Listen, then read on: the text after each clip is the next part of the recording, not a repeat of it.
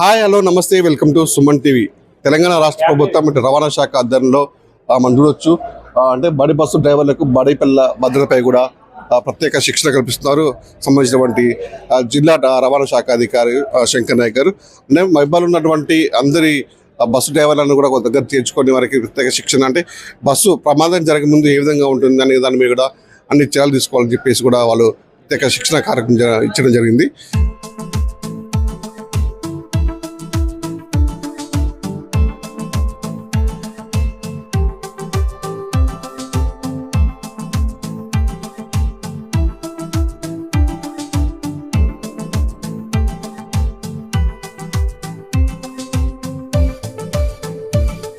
నమస్కారం.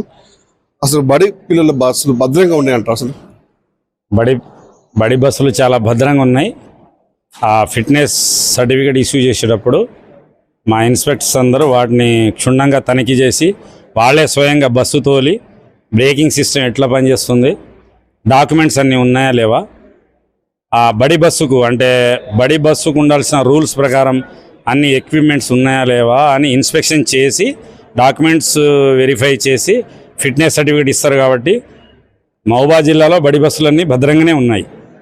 ముఖ్యంగా అయితే మహబూబాబాద్ జిల్లా వ్యాప్తంగా కూడా సుమారు ప్రైవేట్ పాఠశాలలు కూడా అంటే 100 కొద్ది ఉన్నాయి. దానికి సంబంధించిన బస్సులు కూడా అదే రీతిలో ఉన్నాయి. ఈ క్రమంలో తనిఖీలు అనేవి కూడా ముమ్మరంగా జరుగుతున్నాయా లేదని చెప్పేసి ప్రజల తల్లిదండ్రులు కూడా కొద్దిగా ఆవేదన చెందిన పరిస్థితి. తల్లిదండ్రులకి ఏం చెప్తుంది? మన దగ్గర మహబూబాబాద్ జిల్లాలో 128 ప్రైవేట్ స్కూల్ బస్సులు ఉన్నాయి. వాటిలో కొన్ని మాత్రమే స్కూల్ బస్సులను ఆపరేట్ చేస్తున్నాయి, మిగతా ఆపరేట్ చేయట్లేదు. సో నా దగ్గర ఇప్పుడు మా మహబూబాబాద్ జిల్లాలో మనకి దాదాపు 200 బస్సులు ఉన్నాయి. వాటికి ఫిట్నెస్లు కూడా అయిపోయినాయి. ఫిట్నెస్లు అయిపోయిన బస్సులను కూడా మేము మళ్ళీ రవాణా శాఖ కమిషనర్ వారి ఆదేశాల ప్రకారం మేము గత వారం కింద స్పెషల్ డ్రైవ్ చేసాము. స్పెషల్ డ్రైవ్ ప్రతి బస్సుని ఆపి తనిఖీలు చేశాము. ఫైర్ ఎక్స్టింగ్విషర్ ఉందా లేదా, లేకుంటే ఫస్ట్ ఎయిడ్ బాక్స్ ఉందా లేదా, డ్రైవర్కి వ్యాలిడ్ లైసెన్స్ ఉందా లేదా, డ్రైవర్కి ఏదైనా ఇతర ఆరోగ్య సమస్యలు ఉన్నాయా, లేదు అంటే డ్రైవర్ సరిగా బస్సు తోలుతున్నాడా లేదా, పిల్లల ఒపీనియన్ కూడా తీసుకున్నాము. ఇన్స్పెక్షన్ చేశాము. ప్రతి బస్సుని క్షుణ్ణంగా తనిఖీ చేశాము. ప్రతి బస్సు కూడా మంచిగానే ఉన్నాయి, ఫిట్గా ఉన్నాయి. ఈరోజు స్కూల్ బస్ డ్రైవర్లను అందరినీ ఇక్కడ గ్యాదర్ చేశాము. కరస్పాండెన్స్ వాళ్ళని గ్యాదర్ చేశాము. వాళ్ళకు కొన్ని సూచనలు చేశాము. ఏంటంటే ప్రమాదం జరిగే ముందు మనం ఎలాంటి ప్రికాషన్స్ తీసుకోవాలి, ఎలాంటి డ్రైవర్ ఎక్స్పీరియన్స్ ఒకటే ముఖ్యం కాదు. ప్రమాదం జరిగే ముందు ఒక వాహనాన్ని వేగ నియంత్రణ ఎంత త్వరగా కంట్రోల్ చేస్తే మనం ప్రమాదం నుంచి గట్టెక్కవచ్చు అనే విషయం మీద వాళ్ళకి చాలా లోతుగా చాలా విశ్లేషణగా వాళ్ళని బ్రేకింగ్ సిస్టమ్ మీద, తర్వాత క్లచ్ సిస్టమ్ మీద, ఎమర్జెన్సీ బ్రేక్, సర్వీస్ బ్రేక్ మీద వాటిని ఎలా ఉపయోగించాలి అనే దాని మీద కూడా చాలా డీటెయిల్గా ట్రైనింగ్ లాంటిదే ఇచ్చాము ఇవాళ వాళ్ళకి మేము. సార్ ఒక నిమిషం, మీరు చెప్పారు ఒక మాట, ప్రమాదం జరుగుతుందని చెప్పేసి డ్రైవర్కి ఎక్స్పీరియన్స్ డ్రైవర్ అయితే తనకి ఒక 2 నిమిషాలు ఒక నిమిషం ముందు తనకి తెలిసిపోతుందని చెప్పారు. అంటే డ్రైవర్కి ఎవరిని నియమాలు పాటిస్తారంట షూర్ అన్నది పక్క? షూర్ అండి. ఇప్పుడు కొన్ని యాక్సిడెంట్లు ఎలా అవుతున్నాయంటే అనుకోనే లోపే యాక్సిడెంట్ అయిపోతుంది, అంటే మనకు తెలియకుండానే యాక్సిడెంట్ అయిపోతుంది. కొన్ని ఏంటంటే మనకు ఒక్క నిమిషం ముందు యాక్సిడెంట్ జరగబోతుందని మనకు తెలిసిపోతూ ఉంటుంది. ఆ ఒక్క నిమిషంలోనే మనం ఒక బస్సుని కానీ ఒక వెహికల్ని కానీ మనం ఎలా కంట్రోల్ చేయాలి అనే దాని మీద వాళ్ళకి ట్రైనింగ్ ఇచ్చాం ఇవాళ. ఎలా కంట్రోల్ చేయాలి, ఇప్పుడు బస్సును ఆపాలంటే బ్రేక్ పెడల్ని ఆపరేట్ చేయడమే కాకుండా లోయర్ గేర్లోకి రావాలి. సపోజ్ మీరు రన్నింగ్లో 4th గేర్ మీద వెళ్తున్నారు, 5th గేర్ మీద వెళ్తున్నారు, మీరు వెంటనే 3rd గేర్కు నుంచి 2nd గేర్ 1st గేర్కి రావాలి. లోయర్ గేర్కి ఎందుకు రావాలంటే లోయర్ గేర్ వచ్చినప్పుడు మనకి వేగ నియంత్రణ వేగంగా తగ్గిపోతుంది. దాంతోపాటు బ్రేక్ పెడల్ కూడా తొక్కుతారు కాబట్టి ఇటు బ్రేక్ పెడలు అటు లోయర్ గేరు ఇలా మనం 2-3 రకాలుగా ఒక వెహికల్ వేగాన్ని తగ్గించవచ్చు అనే దాని మీద వాళ్ళకి మేము ఇవాళ ట్రైనింగ్ ఇచ్చాం. నాకు తెలిసి వాళ్ళు చాలా అవేర్నెస్తో ఉన్నారు. మరియు ఫైర్ యాక్సిడెంట్ జరిగేటప్పుడు కూడా ఫైర్ ఎక్స్టింగ్విషర్ ఎలా వాడాలనే చాలామందికి అవగాహన లేదు. సో ఫైర్ డిపార్ట్మెంట్ వాళ్ళతో ఆ ఫైర్ ఎక్స్టింగ్విషర్ యొక్క నిబ్బుని ఎలా ఓపెన్ చేయాలి, బటన్ నొక్కి ఎలా ఫైర్ సామాగ్రిని వాడాలి అనే దాని మీద కూడా డీటెయిల్గా వాళ్ళకి ట్రైనింగ్ ఇచ్చాం. అసలు బడి స్కూల్ బస్సులో అసలు ఎంతమంది పిల్లలు పోవాలి, పరిమితి మించి పోతే మీరు ఎలాంటి చర్యలు తీసుకుంటున్నారు? అంటే ఒకటండి, ఇప్పుడు బస్సు సీటింగ్ కెపాసిటీ డిఫరెంట్గా ఉంటుంది. ఒకటి 35 సీట్ ఉంటుంది, ఒకటి 40 ఉంటుంది, ఒకటి 50 ఉంటుంది. సో కెపాసిటీని బట్టి వాళ్ళు తీసుకెళ్ళాలి. ఓవర్లోడ్ తీసుకెళ్ళడానికి అసలు అవకాశం లేదు.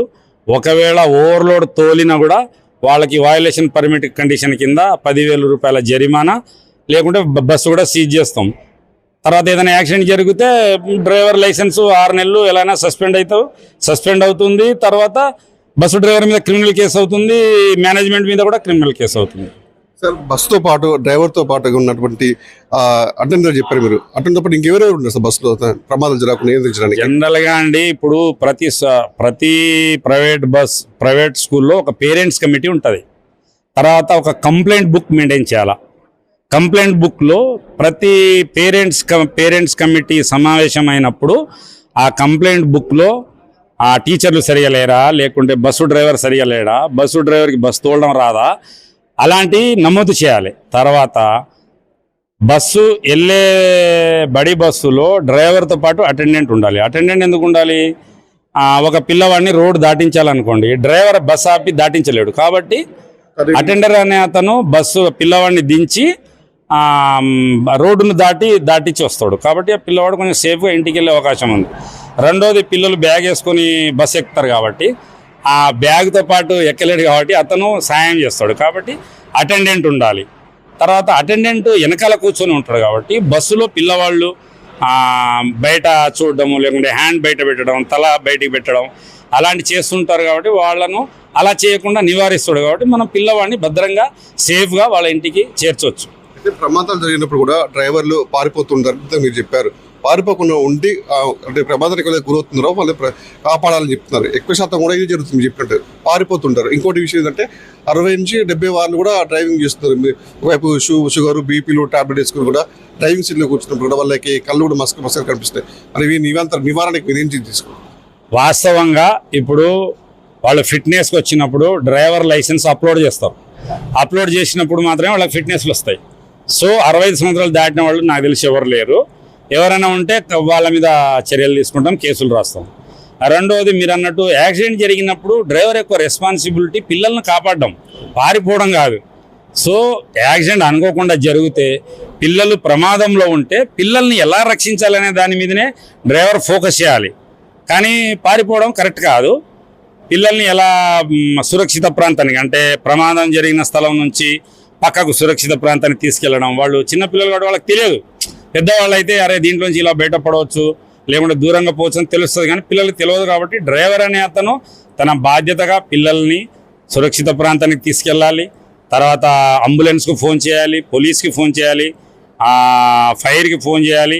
తర్వాత అవసరమైన ఉంటే పేరెంట్స్కి ఫోన్ చేసి ఎక్కువ మందిని ప్రమాదం నుంచి ప్రాణ నష్టం జరగకుండా కాపాడాల్సిన కీలక బాధ్యత డ్రైవర్దే. కాబట్టి డ్రైవర్ సోదరులు గుర్తుంచుకోవాల్సిన అంశం ఏదంటే, ప్రమాదం జరిగినప్పుడు పారిపోతే చాలామంది ప్రాణ నష్టం జరిగే అవకాశం ఎక్కువ ఉంది. కాబట్టి పారిపోకూడదు, ఎప్పుడు వాళ్ళను రక్షించాలి. అదే మీ బాధ్యత. మెయిన్గా మీరు చెప్పి ఇందాక కూడా ఎక్కువ అంటే లోతట్టు ప్రాంతాలు ఉన్నప్పుడు ఇంజిన్ ఆఫ్ చేసుకొని కూడా డ్రైవ్ చేస్తున్నారు. అంటే వాళ్ళు ఫ్యూయల్కి ప్రిపేర్ ఇస్తున్నారు తప్పితే ప్రమాదాలు జరుగుతాయని చెప్పేసి వాళ్ళు ఆలోచించే పద్ధతి లేదంటే వాళ్ళకి. అదే అండి, ఇది ఇంపార్టెంట్ పాయింట్. ఇప్పుడు మనకి హెవీ వెహికల్స్కి ఉన్న బ్రేకింగ్ సిస్టమ్ ఏంటంటే air assisted hydraulic brakes. Air assisted అంటే ఎయిర్ జనరేట్ అవ్వాలా, ప్రెజర్ జనరేట్ అవ్వాలా. ప్రెజర్ జనరేట్ అయితేనే బ్రేక్ పడుతుంది. ఇంజన్ ఆఫ్ చేస్తే ప్రెజర్ ఎక్కడ వస్తుంది? రాదు. సో న్యూట్రల్లో పెట్టి మీరు ఇంజన్ ఆఫ్ చేసి బస్సు తోలితే మీకు స్టీరింగ్ హార్డ్ అవుతుంది, మీ బ్రేకింగ్ సిస్టమ్ పని చేయదు. కాబట్టి బ్రేక్ పడదు. బ్రేక్ పడకుంటే మీకు యాక్సిడెంట్ అవుతుంది. కనుక నేను ఎప్పుడు బస్సు డ్రైవర్లకి, మన ఆర్టీసీ బస్సు డ్రైవర్లకి వాళ్ళకు కూడా నేను ట్రైనింగ్ క్లాస్లో మేము చెప్తా ఉంటాం. మేమని, మీరు బస్సు తోలేటప్పుడు ఇంజన్ ఆఫ్ చేయొద్దు. ఇంజన్ ఆఫ్ చేసి న్యూట్రల్లో మీరు బస్సు తోలొద్దు. ఫ్యూయల్ సంగతి దేవుడెరక. ముందు మీరు ప్యాసింజర్లు ఉంటారు, బడి పిల్లలు ఉంటారు. కాబట్టి యాక్సిడెంట్ జరిగే అవకాశాలు ఎక్కువ ఉంటాయి. కాబట్టి మీరు అలాంటి చేయొద్దని చెప్పి వాళ్ళకి చెప్తున్నాం. అంటే ముఖ్యంగా కూడా పట్టణ ప్రాంతాల నుంచి అంటే రూరల్ ప్రాంతాలు పోయే బస్సు డ్రైవర్ కూడా ఈగో అనేది కూడా ముఖ్యంగా ఉంటుంది. ఒక వ్యక్తి క్రాస్ చేసుకుని పోతున్నప్పుడు కూడా మన బస్సు ముందు పోవాలని చెప్పేసి వాళ్ళకి కొంచెం ఉంటుంది, అండర్స్టాండింగ్తోనే వాళ్ళు పోతుంటారు. ఈగో అనేది ముఖ్యమని చెప్పి ఆ ఈగో తగ్గించుకోవాలంటారు మరి వాళ్ళు. అంటే నేనేమంటున్నా అంటే, రోడ్డు మనందరిది. రోడ్డుకు ఒక భాష అనేది ఉంటుంది. భాష ఏం భాష? మనకి ఇప్పుడు బంప్స్ పెడతారు, లేకుంటే స్పీడ్ బ్రేకర్ పెడతారు. ఇక్కడ స్పీడ్ బ్రేకర్ ఉందని ఎవరు చెప్పరు, మనమే చూసుకోవాలంటే అది రోడ్ లాంగ్వేజ్, రోడ్ మనకు చెప్తుంది ఏమని. ఇగో ఇక్కడ జిబ్రా లైన్ ఉన్నది, ఇక్కడ బంప్స్ ఉన్నాయి, ఇక్కడ స్పీడ్ బ్రేకర్ ఉన్నది అంటే ఆ రోడ్ యొక్క భాషను, ఆ ట్రాఫిక్ రూల్స్ని మనం అర్థం చేసుకొని ఫాలో కావాలి. ఇప్పుడు ఒక రోడ్డు మీద ఇతర వాహనాలు ఎట్లా వెళ్తున్నాయో మనం కూడా అట్లనే వెళ్తాం. ఆయనకి ఎన్ని హక్కులు ఉన్నాయో మనకి అన్ని హక్కులు ఉన్నాయి. కాబట్టి ఎదుటి వాహన డ్రైవర్ యొక్క హక్కుల్ని కూడా మనం గౌరవించాలా. ఆయన స్పీడ్గా వస్తున్నాడని మనం స్పీడ్గా వెళ్తే, ఆయన ఆగట్లేదని మనం ఆగకుండా పోతే, ఆయన సిగ్నల్ జంప్ అయ్యాడని మనం సిగ్నల్ జంప్ అయితే యాక్సిడెంట్లు అవుతాయి. ఇరువురు క్షతగాతులు అవుతారు, యాక్సిడెంట్ అవుతుంది, అంగవైకల్యం చెందుతారు, చాలా ప్రాబ్లమ్స్ వస్తాయి. సరే, బడి బస్సులకి ఇటు పెళ్లిళ్ళకి కానీ ఇతర కార్యక్రమాలకు కానీ తీసుకెళ్ళడానికి అనుమతులు ఉన్నాయా సార్ మీకు? అస్సలు అనుమతి లేవండి. మా ఇన్స్పెక్టర్ గారు కూడా అది చెప్పారు. బడి బస్సులు ఎట్టి పరిస్థితిలో వాళ్ళ సొంత బంధువులకైనా పెళ్ళిళ్ళకి ప్యాసింజర్లను వేసుకొని, బంధువులను వేసుకొని పెళ్ళిళ్ళకి వెళ్ళొద్దు, ఏ శుభకార్యానికి వెళ్ళొద్దు, ఏ కార్యానికి వెళ్ళొద్దు. వాటి కోసం సపరేట్ బస్సులు ఉన్నాయి, అవి మీరు బుక్ చేసుకొని వెళ్ళాలి. కానీ మా స్కూల్ ఉంది, మా స్కూల్లో టీచర్ కొడుకుకి పెళ్ళి అవుతుంది, అట్లాంటి వాటికి రవాణా శాఖ అలో చేయదు. ఆల్రెడీ మేము 2 కేసులు రాసాము, వాటిని సీజ్ చేసాము కూడా. కాబట్టి దయచేసి స్కూల్ బస్సులను పెళ్లి వాటికి ఉపయోగించకూడదు అనేదే రూలు. చివరిగా ముందు ప్రమాదం జరగకుండా డ్రైవర్లకి అంటే శిక్షణ ఇస్తున్నారు కదా, అది ముందు ఇంకా ఎంతవరకు డ్రైవర్లకి ఇవ్వబోతున్నారా? ఆటో డ్రైవర్లు కానీ ఇంకా మిగతా డ్రైవర్లు ఉన్నారా, వాళ్ళకి ఎప్పుడు ఇవ్వబోతున్నారు శిక్షణ? మేము ఇప్పుడు ఒకటండి, రవాణా శాఖ మహబూబాద్ తరఫున ఫస్ట్ అవగాహన కల్పిస్తున్నాం. ఏమని? త్రైమాసిక పన్నులు మీరు చెల్లించండి.